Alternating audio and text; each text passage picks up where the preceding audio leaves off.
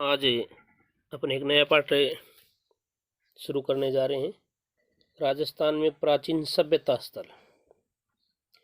यानी मानव ने जब स्वयं के बारे में सोचना छोड़कर दूसरों के बारे में सोचना शुरू करता है, तब वह समूह में रहकर कार्य प्रारंभ करता है।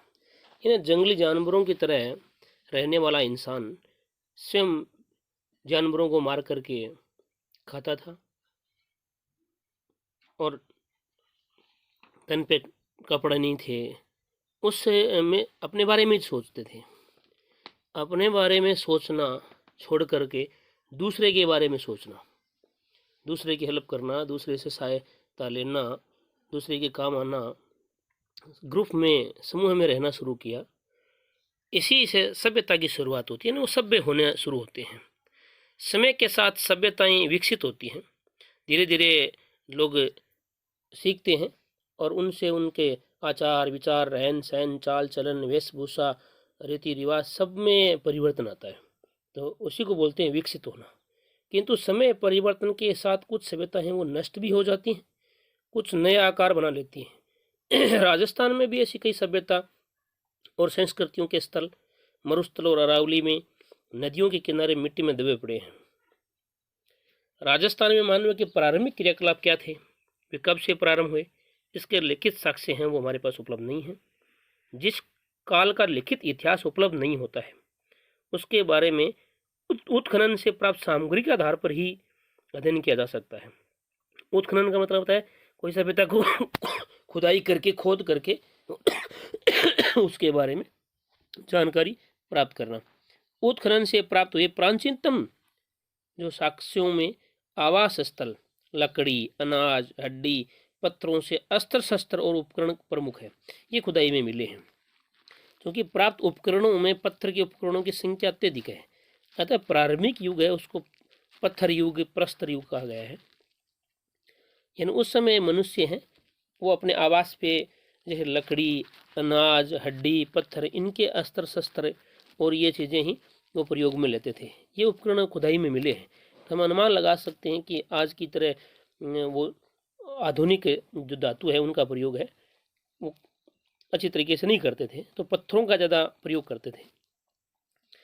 अब प्रस्तर युग में मानव अपनी आवश्यकता पूर्ति के लिए जानवरों का शिकार करता था अथवा जंगलों से कंदमूल एकत्रित कर अपना पेट भरता था। अतः उसने कुल्हाड़ी, गंडासा, छोरा जैसे उपकरण हैं वो बनाए।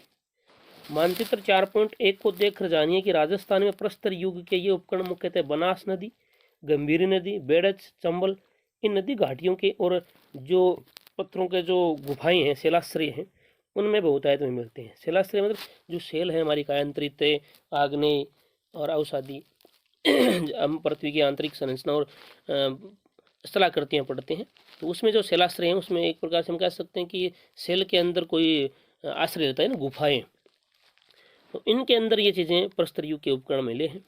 प्रस्तर युग के बाद तांबे का और कांस्य का काल आया, उसके बाद लोहे युग के अवशेष प्राप्त होते हैं, इन लोहे का प्रयोग करने लगे। हम पूर्व में पढ़ चुके कि मानव शिकार से, जानवरों को मार करके, पशु पालन करके कृषि कार्य है ये धीरे धीरे सीख रहा था, आगे ज्ञान है वो प्राप्त कर रहा था। पत्थर के स्थान पर उसने धातु के उपकरण बनाने प्रारंभ किए। धातुओं में भी सर्वप्रथम तांबे का प्रयोग किया। ये प्रश्न कई बार एग्जाम में आते हैं, जो आरपीसी वगैरह एग्जाम है कंपटीशन के, उनमें कि धातुओं में सर्वप्रथम किस धातु का प्रयोग हुआ था, तो तांबे का प्रयोग हुआ था। राजस्थान में भी तांबर सभ्यता के अवशेष हैं वो मिले हैं, कालीबंगा में, गणेश्वर में, आहड़ में, इन स्थानों पे मिले हैं।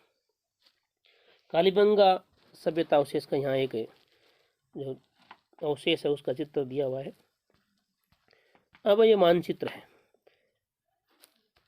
जो 4.1 पीछे आया था कि मानचित्र को देख करके, तो ये राजस्थान के प्राचीन जो मनुष्य है जहाँ अपना आश्रय सभ्यता के रूप में विकसित किया, यानी यहाँ स्थायी रूप से बसने का, तो उनके कुछ प्रमुख खुदाई हुई हैं, कुछ स्थल मिले हैं। हो सकता है इतिहास के बारे में आने वाले समय में और भी कहीं खुदाई होकर के नए स्थल भी आ जाए। हमारे पुराने के अंदर देखेंगे तो सबसे पहले हनुमानगढ़ जिले के अंदर कालीबंगा, पीलीबंगा, रंग महल, इधर बड़ोपल, बीकानेर में देखें तो सोंथी, झुंझुनू में सुनारी, सिक्रमण गणेश्वर और जयपुर के अंदर बेराट। इसी तरह भरतपुर में दर, टोंक में रेड और नगर, चित्तौड़गढ़ में नगरी, उदयपुर में आहड़, राजसमंद में गिलुंड, भीलवाड़ा में बागौर और बाड़मेर में तिलवाड़ा। ये हमारे कक्षा 6 के पाठ्यक्रम में ये सभ्यता के स्थल दिए हुए हैं। इनको किसी भी तरीके से कंपटीशन की तैयारी करने वाले याद रखें। कक्षा 6 वालों के लिए इनमें से ज़्यादा गहराई में जाकर प्रश्न है वो नहीं पूछे जाते हैं। अब हमें जो प्रमुख सभ्यताएं राजस्थान की उनके बारे में थोड़ी बहुत जानकारी कक्षा 6 के लेवल के अनुसार प्राप्त करेंगे। कालीबंगा राजस्थान में दृष्टवती और सरस्वती नदी की घाटी में पुराविद अमलानंद घोष ने करीब 2 दर्जन पुरा स्थलों की खोज की है। इनमें हनुमानगढ़ जिले में घग्गर नदी के किनारे स्थित कालीबंगा है वो स्थल प्रमुख है। बाद में डॉक्टर बीबी लाल और बीके थापर के निर्देशन में यहाँ खुदाई हुई। खुदाई में यहाँ सिंधु सरस्वती सभ्यता काल का एक नगर मिला है जिसके मकानों में ईंटों का प्रयोग किया गया था। ये समझने वाली बात है कि राजस्थान का ये जो क्षेत्र है वहाँ पहले दृष्टवती नदी और सरस्वती नदी है उनके अवशेष हैं। इन्हीं पे वर्तमान के अंदर जो घग्गर नदी है वो चलती है। यहाँ पे अमलानंद घोष ने 2 दर्जन तकरीबन ये स्थान है जिनकी खुदाई की है। पूर्व स्थल ऐसे स्थल जहाँ से प्राचीन अवशेष मिलते हैं वो पूरा स्थल कहलाते हैं। तो ये हनुमानगढ़ जिले में है, घग्गर नदी के किनारे है, कालीबंगा है। कालीबंगा अगर देखें तो काली चूड़ियाँ इसका शाब्दिक अर्थ है। यहाँ पे बाद में डॉक्टर बीबी लाल और बीके थापर ये भारतीय पुरातत्वविद हुए प्रसिद्ध के निर्देशन में यहाँ खुदाई हुई है। यहाँ पे जो सिंधु सरस्वती सभ्यता है जो विश्व की सबसे प्राचीनतम सभ्यता मानी जाती है, सिंधु घाटी की सभ्यता, उस सभ्यता के काल का भी यहाँ के नगर मिला है जिसके मकानों में ईंटों का प्रयोग किया गया था। मकानों में 4-5 बड़े कुछ छोटे कमरे होते थे। बस्ती के गंदे पानी के निकास के लिए यहाँ लकड़ी व ईंटों की नालियाँ भी बनी हुई थी। यहाँ चबूतरे भी मिले हैं जिन पर अग्निकुंड वेदिकाएं बनी हुई हैं जहाँ ये पता चलता है कि हवन वगैरह करने में प्रयोग लेते होंगे। संभवतः ये धार्मिक कार्यों हेतु प्रयोग लेते थे। जो इसमें 2 टीले मिले थे तो दूसरे टीले के अंदर एक दुर्ग, एक किला है, उसके अवशेष मिले हैं। कालीबंगा की जो नगर सभ्यता ये सब है कि कालीबंगा है वो ग्रामीण संस्कृति वाली सभ्यता नहीं है, यहाँ ये नगरीय सभ्यता है। यहाँ विश्व में सबसे पहले ज्ञात सिंधु घाटी के जो नगर योजना है उसके जो प्लानिंग है, जो योजना है वो यहाँ दिखाई देती है। इस क्षेत्र में नगर के प्राचीर के बाहर जोती हुई कृषि भूमि के साक्ष्य भी मिलते हैं। यहाँ जो हल है जोते हुए हल के यहाँ साक्ष्य मिले हैं कृषि भूमि के। खुदाई में हमें गाय के मुख वाले प्याले भी मिले हैं। ये वो स्थान है, इस स्थान से प्रमुख जो मिले हैं पुरातात्विक स्रोतों के अंदर, तो मुख वाले प्याले, तांबे के बेल मिले हैं, कांसे के दर्पण मिले, हाथी दांत का कंगा मिला है, मिट्टी के बर्तन मिले, कांच की मणियाँ मिली हैं, खिलौने आदि प्राप्त हुए। ये जो स्थान है इसमें ये जो चीज़ें मिली हैं इन चीज़ों का जो एग्ज़ाम की दृष्टि से महत्वपूर्ण स्थान है, जो आरपीसी वगैरह एग्ज़ाम करवाती है उनमें कि कौन सा क्या कहाँ मिला है, हाथी दांत का कंगा कहाँ मिला है। ये कक्षा 6 के यहाँ से प्रश्न उठा करके पूछ लेते हैं और बड़ी बड़ी गाइडों में पढ़ते हैं, उनमें ये छोटी छोटी चीज़ें हैं वो छूट जाती हैं। तो खुदाई में हमें गाय के मुख वाले प्याले, तांबे के बेल, कांसे के दर्पण, हाथी दांत का कंगा, मिट्टी के बर्तन, कांच की मणियाँ, खिलौने आदि प्राप्त हुए। कालांतर यानी बहुत समय बाद में नदियों का पानी सूखने या मरुस्थल के बढ़ने से समृद्ध बस्ती है वो उजड़ गई।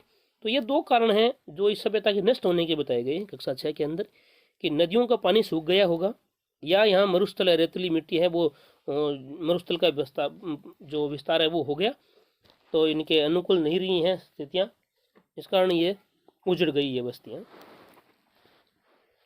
उसके बाद में आघाटपुर या आहड़, आघाटपुर या आहड़ उदयपुर के पूर्व में, उदयपुर के पूर्व में आहड़ है, आहड़ नदी जिसको बेड़स नदी भी कहते हैं। आहड़ नदी के किनारे 2 टीले दिखाई देते हैं जिसको स्थानीय लोग वहाँ की भाषा के अंदर धूलकोट कहते हैं। वहाँ के जो स्थानीय लोग हैं वो इन दोनों टीलों को धुलकोट कहते हैं। ये बेड़स नदी और आहड़ नदी है, उसके किनारे 2 टीले दिखाई देते हैं और उन्हीं को ये स्थानीय भाषा के लोग हैं वो धुलकोट के नाम से जानते हैं। ये बस्ती पहले ताम्बरवती यानी तांबावती के नाम से जानी जाती थी। और ऐसा क्यों होता था, क्यों कहते थे ताम्बरवती? क्योंकि यहाँ पे जो तांबे का प्रयोग है वो बहुत ज़्यादा किया जाता था। ये बस्ती के अंदर ऐसा प्रतीत होता है कि तांबे के औजारों के निर्माण का केंद्र होने से ये नाम है वो पड़ा है ताम्रवती। 10वीं या 11वीं शताब्दी में इसे आघाटपुर के नाम से जाना जाने लगा। इन पहले इसको ताम्रवती कहते थे। 10वीं और 11वीं शताब्दी में ये आघाटपुर के नाम से जाने लगा। तो ये भी थोड़ा ध्यान में रखना है कि 10वीं और 11वीं शताब्दी है, इसमें से आघाटपुर के नाम से जाना जाता है। यहाँ से प्राप्त मकानों की दीवारें इन आघाटपुरे या आहड़, वहाँ पे जो प्राप्त मकान हैं उनके दीवारों में पत्थरों और मिट्टी से बनी हुई है, जिनकी छत है उस पर बांस, केले के जो पत्ते हैं केलू के पत्तों से बनी होती थी। बड़े कमरों के बीच में बांस की पर्दी पर मिट्टी चढ़ाकर उसे छोटे छोटे कमरों यानी ओवरों में विभाजित किया जाता था, जिसको स्थानीय भाषा में कहते हैं लेव देना। बड़े बड़े जो कमरे हैं उनके अंदर बांस के पर्दे हैं, उसकी जो बांस के पर्दे हैं उनकी एक प्रकार से वो दीवार बना करके और उस पर छोटे छोटे जो है ओवरे हैं, कमरे हैं, उनको ओवरे कहते थे, उनमें वो बांट देते थे और वहाँ रहते थे। मकानों में 4 से 6 चूल्हे भी मिले। जो संयुक्त परिवार या सामूहिक भोजन विधि का एक प्रकार से हम कहें तो साक्ष्य मिले हैं। यहाँ उच्च कोटि के चावल उत्पादित होते थे। आहड़ में भट्टीनुमा चूल्हा भी मिला है। इससे ये माना जाता है कि यहाँ तांबा पिघलाया जाता था। आहड़वासी बर्तन बनाने की कला में दक्ष थे, यानी वो बर्तन बनाने की कला अच्छी तरीके से जानते थे। तांबे के बर्तन बनाए जाते थे। यहाँ संयुक्त रूप या सामूहिक रूप से रहते थे, यानी एकल परिवार का यहाँ साक्ष्य नहीं मिल रहा है। यहाँ संयुक्त परिवार जॉइंट फैमिली है उसके साक्ष्य मिल रहे हैं। इससे ये माना जाता है कि यहाँ तांबा पिघलाया जाता था। और यहाँ मिले लाल भूरे मर्दभांड होता है मिट्टी के बर्तन। तो यहाँ जो मिले हैं बर्तन उनका रंग है लाल और भूरा। हाथ की सफाई अच्छी थी इनकी, तथा अलंकरण के दृष्टि से ये बर्तन हैं वो भी बहुत अच्छे थे। धूलकोट, ये वहाँ की स्थानीय भाषा में धूलकोट कहते थे। ताम्रवती जो स्थान था आहड़ के बेड़स के किनारे उसको, तो धूलकोट के 1951-52 में खुदाई हुई, उसमें वहाँ तस्तरियाँ, ये कुछ स्थान हैं जो आहड़ संग्रहालय में हैं। जैसे तांबे का पात्र है, तांबे की कुल्हाड़ी है, इस चित्र में दिखाया गया है, तांबे का टुकड़ा है, तांबे की छुरी है। ये स्थान हैं जो वहाँ के आहड़ संग्रहालय उसमें रखे हुए हैं। तो ये तस्तरियाँ, दीपक, धूपदानियाँ, कटोरियाँ, मटके, कलश, चूड़ियाँ, खिलौने, 26 किस्म के मणि, ये जो स्थान जो मिली हुई चीज़ें, धूपदानियाँ कहाँ मिली ये थोड़े इम्पोर्टेंट है। जैसे 26 किस्म के मणि, 6 तांबे की मुद्राएं, 3 मोहरें। ऐसा प्रतीत होता है कि प्राकृतिक प्रकोप हुआ था कोई, उससे ये सभ्यता है वह विध्वंस हुई, या इस सभ्यता के लोग उत्तर पूर्वी या दक्षिण पूर्वी की ओर बढ़ गए। अब गिलुंड व भगवानपुरा जैसे स्थान बसाए, यानी ये सभ्यता गिलुंड वाली बाद में अस्तित्व में आई है ऐसा माना जाता है। भगवानपुरा, यहाँ पे ये लोग रहने लगे और वहाँ परिस्थितियाँ, प्राकृतिक जो परिस्थिति थी वो लोगों के रहने लायक नहीं रही, तो उस स्थान को छोड़कर दूसरी जगह चले गए। अब बालाथल, उदयपुर जिले की वल्लभनगर तहसील है, उसके बालाथल में एक सभ्यता मिली है। उदयपुर के वल्लभनगर तहसील है, उसमें बालाथल एक स्थान है, उसमें एक सभ्यता मिली है। ताम्र पाषाणकालीन आहड़ संस्कृति से ये संबंधित है। यहाँ भी ताम्र पाषाण है, तो तांबे के बर्तन ज़्यादा मिले। यहाँ 11 कमरों के बड़े भवन एवं दुर्ग जैसे चिन्ह भी प्राप्त हुए हैं। बालाथल में तांबे का चाकू, कुल्हाड़ी, छेनी, बाण जैसे उपकरण और कर्णफूल, गले के हार, यानी आभूषण भी वहाँ मिले हैं। यहाँ के निवासियों में मिश्रित अर्थव्यवस्था प्रचलित थी। मिश्रित अर्थव्यवस्था और जन इनकम किस चीज़ों से होती है, अर्थ के किन चीज़ों से आ रहा है, तो उनका अर्थ है वो कृषि से आता था, पशुपालन से आता था, और शिकार है उनसे भी मिलता था उनको। ये जीविका के प्रमुख उनके साधन थे और इन्हीं से उनको इनकम होती थी। बालाथल में लोह काल के अवशेष भी प्राप्त हुए हैं, यानी तांबा और लोहे दोनों के अवशेष हुए हैं, तो इसको ताम्र पाषाणकालीन कहते हैं, यानी तांबा और लोहे। यहाँ लोहा गलानी के भटिया के चिन्ह भी मिले हैं। बेराट के अतिरिक्त बालाथली ऐसा स्थान है जहाँ बुना व वस्त्र प्राप्त हुआ है। यानी राजस्थान के अंदर दो ऐसे स्थान हैं, एक तो बेराट जो जयपुर में, जिसको आजकल विराटनगर कहते हैं, और एक बालाथल जहाँ बुना व कपड़ा है उसके साक्ष्य मिले हैं। अब है गणेश्वर। सीकर जिले का नीम का थाना तहसील में गणेश्वर स्थान है। यानी सीकर से हम कोटपुतली जाते हैं, यानी दिल्ली वाला जो सीकर से दिल्ली वाला जो रास्ता है वहाँ जाते हैं, तो तकरीबन 8 किलोमीटर के आसपास नीम का थाना से निकलते हैं कोटपुतली की तरफ, तब ये सभ्यता आती है। तो गणेश्वर से एक विशिष्ट संस्कृति के अवशेष मिले। इसे ताम्र संस्कृति, ताम्र संचय संस्कृति कहा जाता है। ये संस्कृति पूरी राजस्थान जो गंगा घाटी है उसके क्षेत्र में ये पली तो ये है। गणेश्वर में ताम्र उपकरण है वो बहुतायत में मिले हैं। इसका कारण यहाँ क्या था, क्योंकि यहाँ खेतड़ी एक स्थान है झुंझुनू के अंदर, और उसमें बहुत ज़्यादा तांबे का भंडार है वो मिलते हैं। तो अनुमान लगाया जाता है कि ये खेतड़ी नगर यहाँ पास में होने के कारण यहाँ तांबे के उपकरण ज़्यादा मिले हैं।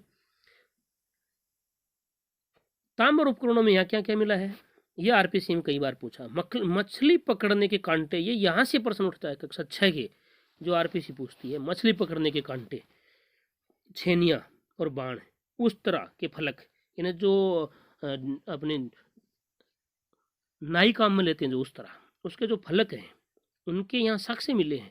अंगूठियों आदि प्रमुख हैं। यानी ये 4-5 चीज़ें हैं, इन पे थोड़ा ध्यान जरूर दें। ताम्र उपकरणों में बाण, छेनिया, मछली पकड़ने के कांटे और उस तरह के फलक, ये गणेश्वर सभ्यता से मिले जो सीकर के नीमकाना थाना तहसील में है। ऐसा प्रतीत होता है कि यहाँ से दोहरी पेचद सिरा वाली ताम्र पिनों को पश्चिम मध्य एशिया में निर्यात किया जाता था। तो ये तांबे की पिन हैं जिनको ये निर्यात करते थे, ये पिन भी यहाँ मिली है। गणेश्वर में मिट्टी के 2 प्रकार के बर्तन मिले हैं गणेश्वर के अंदर। एक तो हड़प्पा संस्कृति है, उसके पूर्व के मिले हैं। तो हड़प्पा पूर्व संस्कृति के हल्के लाल रंग के बर्तन मिले हैं, हल्के लाल रंग के, जिन जैसे कह सकते हैं कि उनको सही तरीके से पकाया नहीं गया भट्टी के अंदर, तो थोड़ा हल्का रंग है वो उनका लाल हुआ। उसके बाद में उनको कला है वो अच्छी सीखी, तो लाल चिकनी मिट्टी, मिश्रित चित्रकारी वाले बर्तन, मजबूत बर्तन बनाने उन्होंने सीखे। इन बर्तनों में मर्तबान, कलश, प्याले, तसले, ढक्कन, हांडी, ये बर्तन हैं जो यहाँ मिले हैं। आहड़ एवं गणेश्वर सभ्यता ताम्र काल की थी, किंतु इनके ऊपरी स्तर पर लोहे युग के अवशेष भी प्राप्त होते हैं। इन पहले इन्होंने लोहे का प्रयोग किया, उसके बाद में पहले इन्होंने तांबे का प्रयोग किया, उसके बाद में लोहे का प्रयोग किया। तो पहले तांबे वाला आएगा और उसके बाद में ऊपरी स्तर पर अगर खुदाई की तो ऊपरी स्तर पर इनको लोहे के अवशेष भी मिले हैं। तो 2 स्तर पे ये आहड़ में और गणेश्वर में, तो ये थोड़ा सा ध्यान में रखना इनको। लोहाकालीन इतिहास को जानने के लिए, यानी लोहाकालीन जो इतिहास है लोहे का प्रयोग करने वाला, वो बेराट, सांबर, बागोर, रेड आदि सभ्यता स्थलों के विवरण है। इनका अध्ययन करें तो यहाँ लोहाकालीन इतिहास है उसके अच्छे स्रोत मिलते हैं। ये एक अशोक का बेराट शिलालेख है। यानी अब हम चर्चा करेंगे बेराट जयपुर की जो सभ्यता है। तो जयपुर जिले में स्थित बेराट कस्बा, यानी जयपुर से अलवर की तरफ जाते हैं, सरिस का जो अभ्यारण्य है उसके अंदर एंटर करते हैं। उससे पहले विराटनगर जो कस्बा है, तो विराटनगर कस्बे में, जिसको आजकल तो विराट कहते हैं, विराटनगर कहते हैं, पहले इसको विराट कहते थे। इस कस्बे में एक सभ्यता का केंद्र है वो रहा है। इसकी यहाँ बिज्ज की पहाड़ियाँ हैं, भीम डूंगरी है, ये पुरातात्विक दृष्टि से बहुत महत्वपूर्ण है। और यहाँ की दीवार पे ये शिलालेख मिला था जो यहाँ चित्र दिया हुआ है, अशोक का विराट से प्राप्त शिलालेख। शिला मतलब पत्थर, पत्थर पर लिखा हुआ ये लेख है। तो ये जो शिला पर लिखा हुआ लेख है ये मिला है भी। ये बंगाल में एक संग्रहालय है, थियोसॉफिकल सोसाइटी ऑफ बंगाल, जिसमें ये संग्रहालय रखा हुआ था। महाभारत में भी इसका वो मत्स्य जनपद की राजधानी विराटनगर के रूप में हुआ है। यानी जो महाभारत काल के पीछे वाले दूसरे पाठ में अपन ने जो अध्ययन किया था, महाभारत के समय में राजस्थान में कौन कौन से इलाके किस नाम से जाने जाते थे, उनमें मत्स्य जनपद है वो अलवर और ये विराट है इनके यहाँ पाया जाता था, अस्तित्व में था। और उस समय ये विराट नगर है वो इनकी राजधानी थी, जहाँ पांडवों ने अपने अज्ञातवास के अंतिम दिन व्यतीत किए थे। मौर्य काल में भी एक प्रमुख केंद्र था। यहाँ अशोक के भी 2 स्तंभ मिले हैं, भाब्रू शिलालेख और बेराट शिलालेख।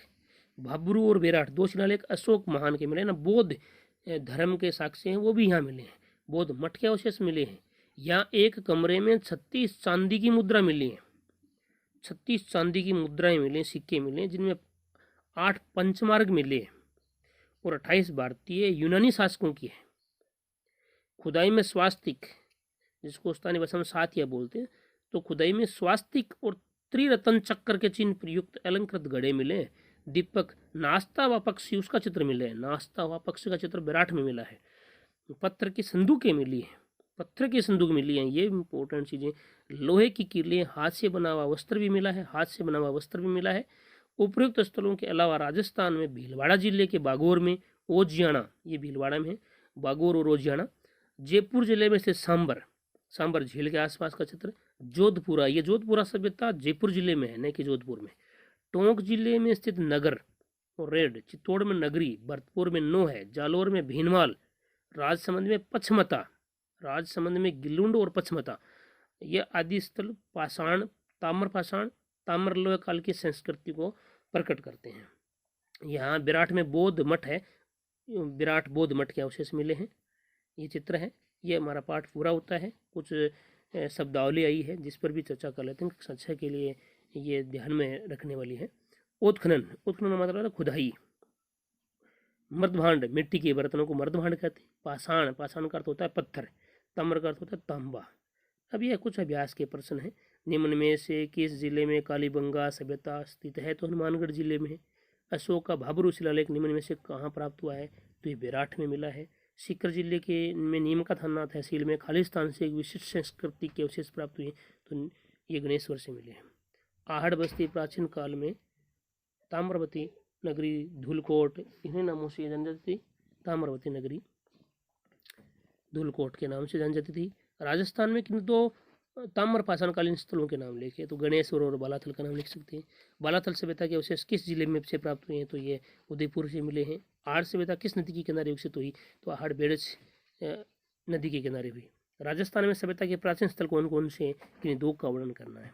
तो बहुत सारे उनका अपने अध्ययन किया है, तो उनमें से प्राचीन स्थल है, इनका वर्णन करना है। कालीबंगा पुरास्थल की विशेषता बताई, तो कालीबंगा में हमें क्या क्या मिला है वो सब इनकी विशेषता हो जाएंगी। और ये हमारा आज का पाठ है, वो पूरा होता है, हम विदा लेते हैं।